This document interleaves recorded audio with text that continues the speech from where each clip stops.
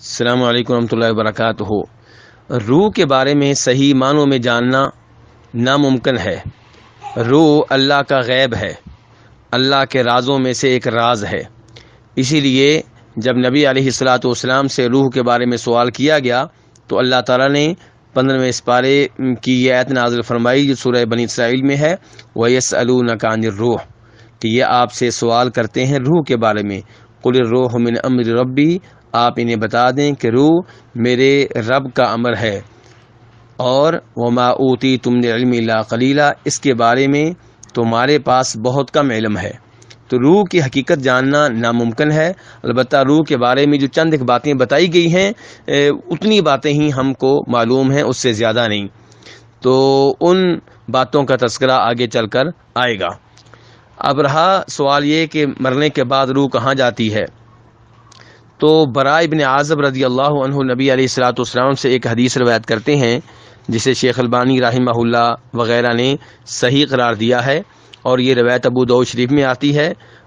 وہاں اس کا نمبر ہے 4753 4753، اور ابن ماجہ میں اس کا نمبر ہے 4262 4262، اور حاکم وغیرہ میں بھی آئی ہے۔ تو شیخ البانی رحمہ اللہ نے اس حدیث کو صحیح قرار دیا ہے۔ اس حدیث کا خلاصہ یہ ہے کہ جب کوئی فوت ہونے لگتا ہے تو اگر فوت ہونے والا اچھا شخص ہو تو اس کے پاس آسمان سے فرشتے آتے ہیں جن کے چہرے روشن ہوتے ہیں، اور ان کے پاس جنت کا کفن ہوتا ہے، جنت کی خوشبو ہوتی ہے، وہ اس کے دائیں بائیں بیٹھ جاتے ہیں، اور اس کے بعد پھر موت کا فرشتہ آتا ہے۔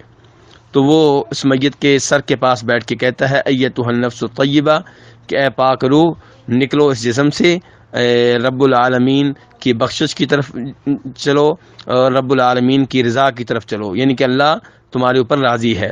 تو یہ روح بڑی آسانی سے باہر نکلتی ہے، اور آسمان و زمین کے مابین جتنے فرشتے ہوتے ہیں سب اس کے لیے دعائیں کرتے ہیں۔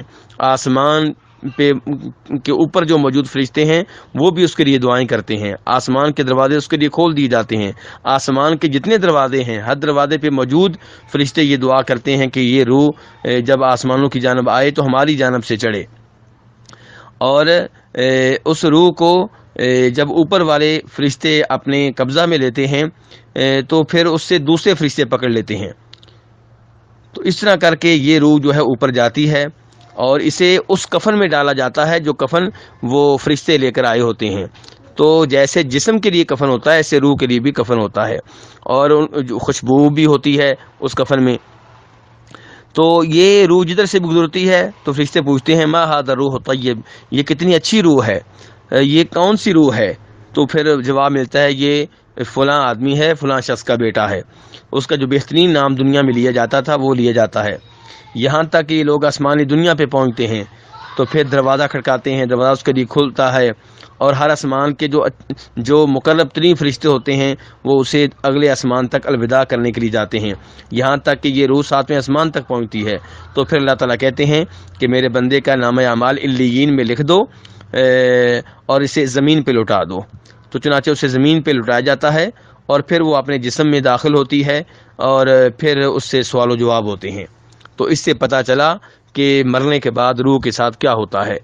تو وہ روح جو کافر روح ہوتی ہے اسے لینے کے لیے وہ فرشتے آتے ہیں جو سیاہ رنگ کے ہوتے ہیں، شدید ہوتے ہیں، سخت ہوتے ہیں، اور وہ ٹاٹ لے کر آتے ہیں، اور پھر وہ موت کا فرشتہ آتا ہے، وہ کہتا ہے خبیث روح باہر نکلو، اللہ تمہارے اوپر ناراض ہے۔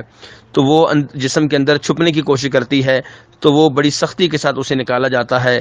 آسمان و زمین کے مابین جتنے فرشتے ہیں اس پہ لعنتیں بھیجتے ہیں، آسمانوں کے اوپر جو فرشتے ہیں وہ بھی لعنتیں بھیجتے ہیں، آسمان کے دروازے بند ہو جاتے ہیں، آسمان کا کوئی دروازہ اس کے لیے کھلتا نہیں ہے، اور اس سے بدبو آ رہی ہوتی ہے۔ بدبو کی وجہ سے لوگ فرشتے کہتے ہیں یہ کون سی خبیث روح ہے، تو بتایا جاتا ہے یہ فلاں شخص ہے اور فلاں شخص کا یہ بیٹا ہے، اس کا جو گندہ ترین نام دنیا میں لیا جاتا تھا وہ نام استعمال کیا جاتا ہے۔ تو پھر اس کے لیے جب دروازے نہیں کھلتے تو اللہ تعالیٰ فرماتے ہیں کہ اس کا نام اعمال جو ہے سجین میں لکھ دو، زمین کے نچلی زمین میں، نیچے والی زمین میں۔ تو پھر اس کی روح جو ہے اس کے جسم میں لٹائی جاتی ہے، اور پھر اس سے سوال و جواب ہوتے ہیں۔ تو اس سے کچھ نہ کچھ ہمیں علم ہوتا ہے کہ مرنے کے بعد روح کے ساتھ کیا ہوتا ہے۔ اللہ تعالی ہمیں ان میں سے بنائے جن کی روح کا فرشتے استقبال کرتے ہیں، جسے لینے کے لیے روشن چہروں والے فرشتے آتے ہیں، جس کے لیے جنت سے کفن آتا ہے، جنت سے خوشبو آتی ہے۔